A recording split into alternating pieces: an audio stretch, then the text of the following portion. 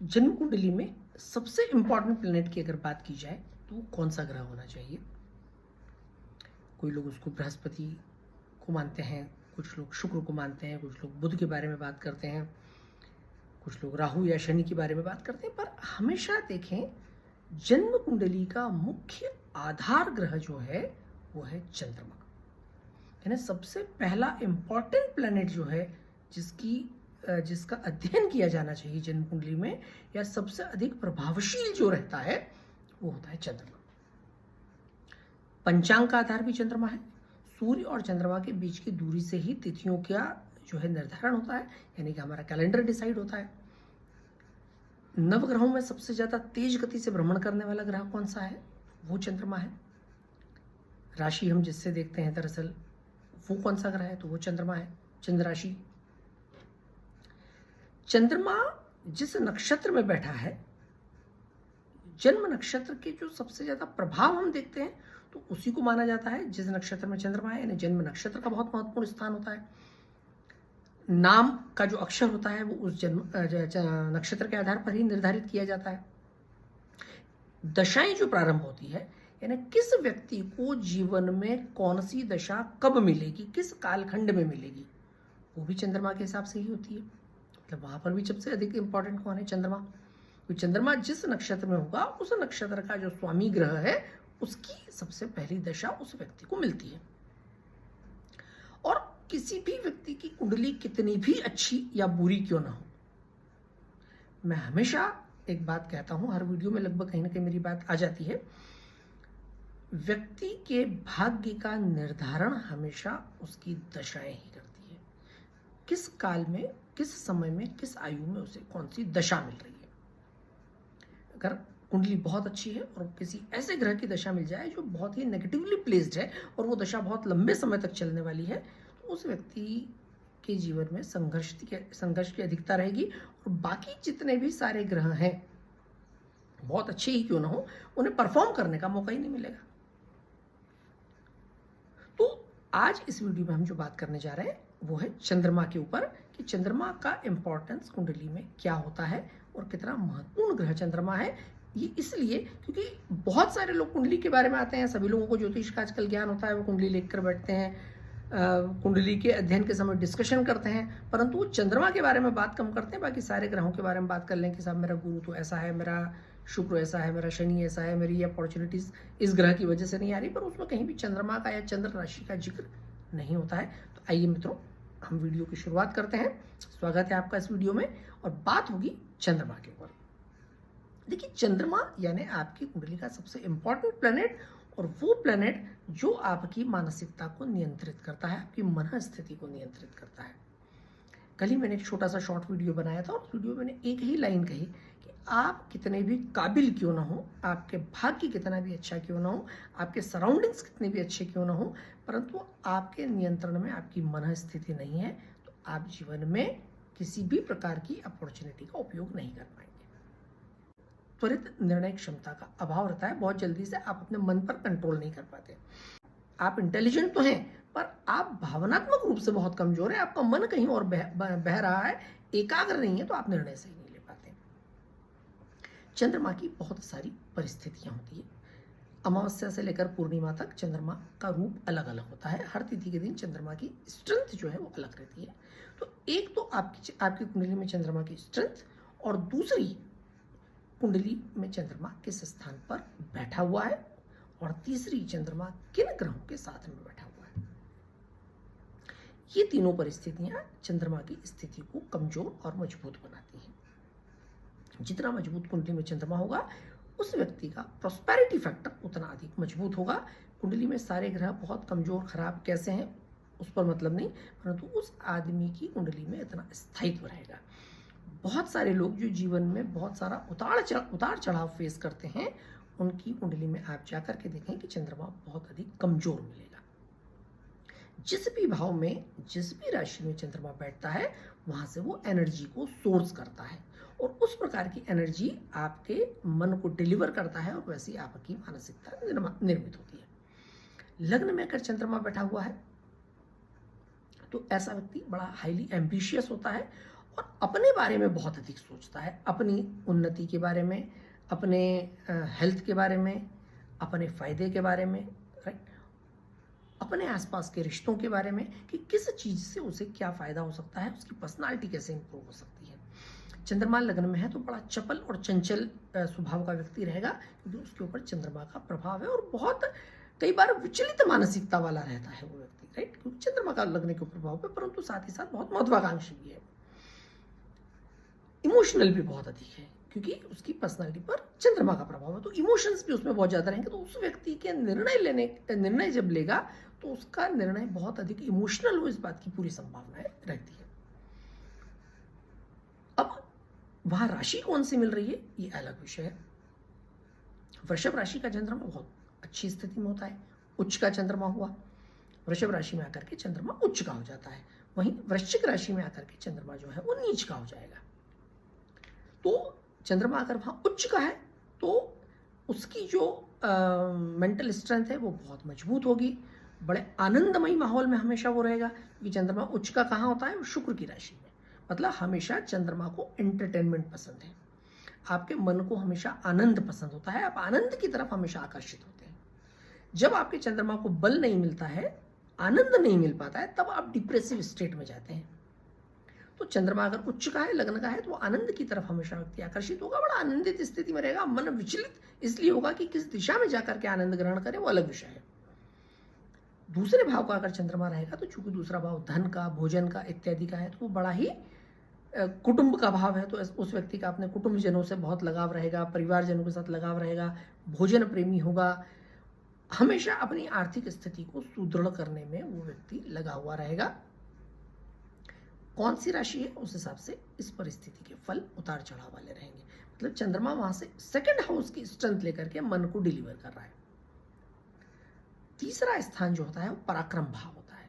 ऐसे लोग बड़े पराक्रमी होते हैं, बड़े फास्ट इनिशिएटिव लेने वाले रहते हैं। चंद्रमा यात्राओं का ग्रह भी है, क्योंकि बहुत तेज गति से भ्रमण करता है, तो इसलिए थर्ड हाउस मून वाले लोग हमेशा मूवमेंट में लगे रहते हैं। एक जगह कहीं भी वो आप उन लोगों को टिका हुआ नहीं दे सकते, इसीलिए हमेशा वो ऐसे व्यापार में अधिक सफल होते हैं जिस क्षेत्र में बहुत अधिक मूवमेंट हो, यात्राएं करनी पड़े, ट्रैवल रिलेटेड जॉब हो, देश विदेश घूमना पड़े, एक शहर से दूसरे शहर जाना पड़े, या एक ही शहर में तो भी दिन भर पता चल रहा है वो वाहन अपना चलाते रहें और इधर से उधर वो भ्रमणशील रहें। एक जगह बैठ करके वो लोग कभी काम नहीं कर सकते। अगर वो एक जगह बैठ जाएंगे तो उनकी निर्णय क्षमता बहुत अधिक हद तक प्रभावित होगी। परंतु हाँ, इनकी भी प्रॉस्पेरिटी में हमेशा उतार चढ़ाव आता रहता है, इसलिए बहुत आवश्यक है कि ये लोग भी अपने मन पर नियंत्रण रखें। चौथा चंद्रमा, हालांकि चौथा स्थान चंद्रमा का खुद का स्थान कहा गया है, परंतु ऐसे लोग चिंतनशील बहुत अधिक हो जाते हैं। चौथा चंद्रमा चिंताओं को बढ़ाता है। जिन लोगों की कुंडली में चौथा चंद्रमा होगा उन लोगों की आर्थिक स्थिति या समृद्धि तो सुदृढ़ होती है, परंतु ये लोग हमेशा चिंतित बहुत रहते हैं, हमेशा मूवमेंट में रहते हैं, इनके विचारों को स्थायित्व नहीं मिल पाता, बहुत कुछ सोचते रहते हैं हमेशा, एक विषय से दूसरे विषय पर, दूसरे से पहले, कई बार अनंत तक वो लोग पहुंच जाते हैं और उनके जो विचार है वो स्थायित्व नहीं प्राप्त कर पाते। पंचम भाव जो है पद प्रतिष्ठा सम्मान का भाव है, तो पांचवें स्थान में जब चंद्रमा आता है तो व्यक्ति जो है अपनी प्रोस्पेरिटी के साथ साथ अपनी प्रतिष्ठा को मजबूत करने में बहुत लग जाता है। बड़े क्रिएटिव होते हैं, बहुत अधिक क्रियाशील होते हैं, कल्पनाशील होते हैं, कुछ हमेशा नया सोचते हैं और आउट ऑफ द बॉक्स सोचते हुए जीवन में बहुत अच्छी ऊंचाइयां ये लोग हासिल करते हैं। इन लोगों को इनकी क्रिएटिविटी से बहुत अच्छी सी पहचान मिलती है। चंद्रमा का संबंध कहीं यहाँ पर आकर के शुक्र से बन जाए तो ऐसे लोग बहुत अच्छे आर्टिस्ट भी बन जाते हैं और बहुत बड़े स्तर की सफलताएं ये लोग हासिल करते हैं। छठा स्थान, जिन 3 स्थानों के बारे में मैं सबसे ज्यादा बात करने वाला हूं उनमें से पहला है छठा, रोग ऋण शत्रुओं का स्थान। और चंद्रमा एक बहुत ही संवेदनशील ग्रह है, सेंसिटिव प्लैनेट है। छठा स्थान है, रोग ऋण शत्रुओं का भाव है, और यहाँ करके चंद्रमा बड़ा कमजोर हो जाता है। जैसा मैंने बताया कि चंद्रमा को आनंद पसंद है, मन को आनंद पसंद है, और ये स्थान एक नेगेटिव हाउस है, तो यहाँ करके चंद्रमा कंफ्यूज हो जाता है कि मैं क्या करूं क्या ना करूं। हर व्यक्ति को ऐसे लोग अपना शत्रु मानने लगते हैं। किसी भी प्रकार का पहला थॉट उन लोगों के लिए बड़ा नेगेटिव आता है। पानी पी रहे हैं तो इस पानी के पीने से मुझे कहीं किसी प्रकार की बीमारी ना हो जाए, मैं ये भोजन कर रहा हूँ, इसके खाने से मुझे कोई समस्या ना जाए, फला फला ये व्यक्ति जो मेरा मित्र है ये कहीं मेरे बारे में गलत तो नहीं सोच रहा है, कोई मेरे पैसे चुरा तो नहीं लेगा। किसी भी प्रकार की नकारात्मक विचारधारा इनके मन में बहुत जल्दी प्रवेश करती है और इस वजह से इन लोगों के जीवन में बहुत सारे उतार चढ़ाव आते हैं और वो बहुत सारे उतार चढ़ाव ये खुद पैदा करते हैं। ये इनके जीवन में असफलता का एक बहुत बड़ा कारण होता है, बहुत बड़ा कारण होता है। इन लोगों को बहुत ज़्यादा चिंता हमेशा सताती रहती है कि उन्हें कोई किसी प्रकार से नुकसान न पहुंचा दे, उनकी संपत्ति न ले ले, कोई उनका शत्रु न बन जाए, किसी प्रकार की बीमारी उनको न घेर ले, और उस नेगेटिविटी के चलते वो हमेशा नेगेटिव्स को अट्रैक्ट करते रहते हैं। 7th हाउस, सप्तम भाव का जो चंद्रमा होता है, 7वां स्थान पश्चिम दिशा का स्थान कहा गया है क्योंकि लग्न पूर्व दिशा का है। लग्न में आकर के सूर्य उदित होता है, तो सप्तम भाव जो हुआ वहां आकर के 7वीं राशि में सूर्य भी नीच का होता है। सप्तम भाव में सूर्य भी नीचत्व के फल देता है और उसी राशि में आकर के, उसी भाव में आकर के चंद्रमा की भी अस्त होने की दिशा है, तो यहाँ आकर के चंद्रमा बड़ा कमजोर हो जाता है। इसलिए इन लोगों में विचारों की जो है, विचारों का उद्गम जो है बहुत अधिक होता है, बहुत कुछ सोचते रहते हैं हमेशा, और किसी भी एक चीज को सोचते सोचते वो बहुत आगे तक निकल जाते हैं। चंद्रमा जितना अधिक कमजोर होगा उतने अधिक विचार आपके मन में जन्म लेंगे, जितना अच्छा चंद्रमा है उतने आपकी विचारधारा को स्थायित्व प्राप्त होगा और एक सिंपल साधारण बहुत अच्छे से माइंड स्टेट में ये लोग रहते हैं। तो सप्तम भाव के चंद्रमा की वजह से बहुत सारी परेशानियां इन लोगों को फेस करनी पड़ती है, निर्णय क्षमता प्रभावित होती है। चंद्रमा बहुत सारे रिश्तों का भी ग्रह होता है क्योंकि रिश्ते किस चीज से जुड़ते हैं, भावना से। तो जब भी चंद्रमा दूषित होगा, चंद्रमा खराब होगा, तो सर्वाधिक प्रभाव ऐसे लोगों को रिश्तों का पड़ता है। इन लोगों के आसपास भावनात्मक रिश्ते बहुत कम होते हैं या भावनात्मक आघात रिश्तों से इनको बहुत ज़्यादा फेस करना पड़ता है और सबसे बड़ी इनके डिप्रेसिव सिचुएशन में जाने का रीज़न होता है कि इनके पास इनके अपने रिश्ते नहीं होते, अपने लोग नहीं होते। तो 7वें स्थान के चंद्रमा वालों के साथ भी एक ही बहुत बड़ी परेशानी होती है।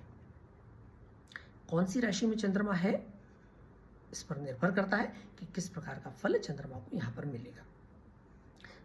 सपोज सप्तम भाव में उच्च का चंद्रमा है, अपने रिश्ते भले ही हो ना हो पर ये लोग अकेले मस्त रहना जानते हैं, विचार बहुत अधिक रहेंगे पर वो विचार उस दिशा में रहेंगे कि वो किस दिशा से अपने आप को बहुत अच्छा सुख पहुंचा पाए। पर चंद्रमा वहां अगर कमजोर अवस्था में है, खराब राशि में है, पाप कर्तरी जैसे योग में है, तो ऐसी स्थिति में वो व्यक्ति बहुत अधिक मानसिक और रिश्तों में अकेलेपन का शिकार करता है। आप अकेला होकर के भी अपने आप को अकेला महसूस ना करें और ये भी संभव है कि आप बहुत लोगों के बीच होकर के भी अपने आप को अकेला महसूस करें। चंद्रमा मजबूत होगा तो ऐसे लोग अपने आप में भी अकेले रहकर बहुत आनंदित रह सकते हैं। अष्टम भाव मृत्यु, दुर्घटना, लंबी बीमारियों और नकारात्मकता का सबसे खराब भाव माना गया है। यहां आकर के चंद्रमा मृत प्राय हो जाता है। मृत यानी डेड लाइक, इसको बोलते हैं मरण कारक भाव, चंद्रमा का मरण कारक भाव। एक अभी रिसेंट हॉरोस्कोप मैंने देखा है जिसमें अष्टम भाव में चंद्रमा और मंगल दोनों थे, तो उसमें चंद्रमा खुद की राशि में धनु लग्न की कुंडली थी और मंगल जो है वो नीच का था।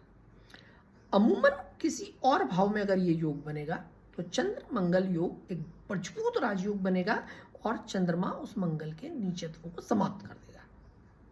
परंतु ऐसी स्थिति में कि जब अष्टम भाव में चंद्रमा और मंगल आ जाए तो मंगल जो है वो नीच का रहेगा, परंतु चूंकि चंद्रमा स्वयं मरणकारक भाव में है तो वो चंद्रमा मंगल के नीचत्व को समाप्त नहीं कर पाएगा।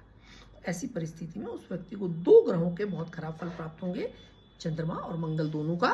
तो उस व्यक्ति की मेंटल स्ट्रेंथ जो है वो बहुत अधिक कमजोर होगी। तो अष्टम भाव का जो चंद्रमा है बहुत खराब फल देता है, बहुत सीवियर डिप्रेशन में कई बार वो ऐसे लोगों को लेके जाता है। ऐसे लोगों ने हमेशा अपने चंद्रमा को मजबूत करने के सारे प्रयास करने चाहिए। लोग मेरे से पूछते हैं चंद्रमा मजबूत करने के उपाय क्या? इसका सिर्फ एक बहुत आसान सा उपाय है। मन को आनंद पसंद है, जितना अधिक आप वो काम करेंगे जिससे आपके मन को प्रसन्नता होगी उतना अधिक आपका चंद्रमा मजबूत हो जाएगा। ये सिंगल लाइन रेमेडी है चंद्रमा की। नवम भाव भी यात्राओं का, धर्म का, धार्मिक स्थानों पे यात्राओं का। तो नवे भाव में भी चंद्रमा व्यक्ति को बहुत यात्राएं कराता है, देश विदेश की यात्रा कराएगा, ऐसे ही मानसिक यात्राएं भी कराता है। तो व्यक्ति बहुत क्रिएटिव होता है, कुछ कुछ हमेशा नया करता रहता है, आउट ऑफ द बॉक्स जो है वो सोचता रहता है और कुछ बहुत बड़ा काम ऐसे लोग करते हैं। नवम भाव के भी चंद्रमा के परिणाम बहुत अच्छे मिलते हैं।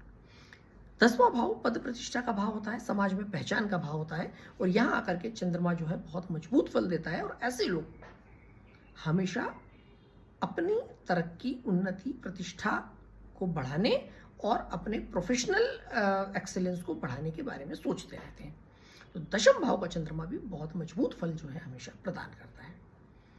11वें भाव का चंद्रमा आपको लाभ दिलाता है। ऐसे लोग अपने लाभ के बारे में सोचते हैं, बहुत अच्छी जगह होती है।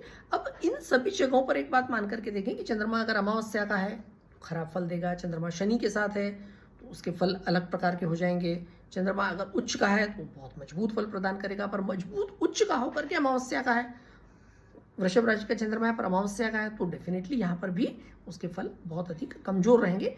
लाइट नहीं है चंद्रमा, परंतु शुक्र का बल उसको यहाँ पर प्राप्त हो रहा है। तो भावनात्मक आघात उस व्यक्ति को मिल सकते हैं, परंतु उस व्यक्ति में अपनी मेंटल स्ट्रेंथ रहेगी और वो अपने आप को वापस से संभाल लेगा। ऐसे एटमॉस्फेयर में रहेगा जहां पर वो अपने आप को वापस से मजबूत बना ले। सबसे खराब परिस्थिति अगर कोई है तो मैं मानता हूं चंद्रमा के 12वें स्थान की। लॉसेस एंड एक्सपेंडिचर का भाव, यहां आकर के उस व्यक्ति के को इमोशनल सेटबैक्स फेस करने पड़ते हैं। चंद्रमा को स्थायित्व प्राप्त नहीं हो पाता और ऐसे लोगों की मनस्थिति बहुत अल्पकाल में, छोटे समय में बदलती रहती है, फ्रैक्शन ऑफ सेकंड में कुछ बदलती रहती है। निर्णय क्षमता बहुत कमजोर रहती है, बहुत जल्दी किसी भी व्यक्ति की बातों में आ जाते हैं। चंद्रमा का बहुत गहरा संबंध हमारी आर्थिक स्थिति से है। जितना मजबूत चंद्रमा होगा आपकी कुंडली में उतनी अच्छी आर्थिक स्थिति आपकी होगी। तो 12वें चंद्रमा वालों के खर्च बहुत अधिक रहते हैं, बहुत बिना सोचे समझे खर्च करते हैं, बिना सोचे समझे कई बार कोई भी बैट लगा देते हैं, डील कर लेते हैं और उसके बड़े नुकसान उठाते हैं। तो कई बार जीवन में इन लोगों को बहुत बड़े उतार चढ़ाव फेस करने पड़ते हैं, बहुत ज़्यादा। कई बार वो बैंकरप्ट हो जाते हैं, फिर ऊंचाइयों पर पहुंच जाते हैं, फिर पूरा डूब जाते हैं, फिर पहुंच जाते हैं, या कई बार पूरी तरह से बर्बाद भी अपने आप को ये लोग कर लेते हैं। तो 12वें चंद्रमा वाले लोगों को हमेशा 2 काम बहुत सोच के करना चाहिए, हाँ या ना बोलना और दोस्त बनाना। क्योंकि देखिए चंद्रमा कुंडली में कैसा है, इसके अलावा चंद्रमा को खराब आपका सराउंडिंग करता है। आप जिन लोगों के बीच रह रहे हैं, जिन लोगों के बीच से आप नियमित संवाद कर रहे हैं, वो सबसे अधिक आपको प्रभावित करते हैं, आपकी मानसिकता को प्रभावित करते हैं। क्योंकि कुंडली में अगर चंद्रमा खराब है तो मैं कहता हूँ अकेले रहो, अकेले रहना सीख लो, अकेले आनंद लेना सीख लो।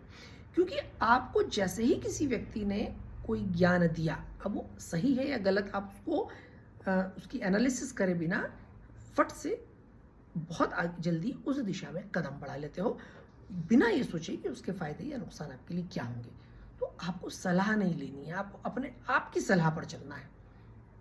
अब आपको मालूम नहीं है कि कुंडली में चंद्रमा कैसा है, तो आप कोशिश करें कि बहुत कम लोगों, कम मित्रों के बीच रहें, बहुत सलाहकार ना बनाएं और बहुत जल्दी किसी की बात पर भरोसा ना करें। तो क्योंकि कुंडली में दूसरे ग्रह कैसे भी हों, उनसे बचा जा सकता है, पर अगर चंद्रमा आपकी मनस्थिति अगर कमजोर है तो उससे आपको बचने का आपके पास कोई उपाय ही नहीं है। जो मैंने एक उपाय बताया सिंगल लाइन रेमेडी, कि सिर्फ आप अपने आप को आनंद देने की कोशिश करें, अपने आप को अध्ययनशील बनाएं, ज़्यादा से ज़्यादा पढ़ें, जो भी काम कर रहे हैं उस क्षेत्र में पहले पूरा ज्ञान हासिल कर लें और उसके बाद धीरे से आप जो है उस दिशा में आगे बढ़ें। तो यही आपके लिए बहुत अधिक सही जो है रेमेडी होगी। दूसरा, जितने अधिक धार्मिक हो सकते हैं, शिव जी की जितनी अधिक आराधना करेंगे, जितना अधिक जल पिएंगे और अपने बदन पर चांदी का कोई ना कोई एक धातु का, चांदी की धातु का कोई गहना आप धारण करें। जेंट्स हैं तो कड़ा पहन सकते हैं, महिलाएं कुछ और पहन सकती हैं, ब्रेसलेट वगैरह इत्यादि, जो भी आप कर सकते हैं वो चांदी धारण करें। तो इससे आपके मन को बहुत अच्छी स्ट्रेंथ मिलेगी और ये आपके लिए बहुत लाभदायक रेमेडी है।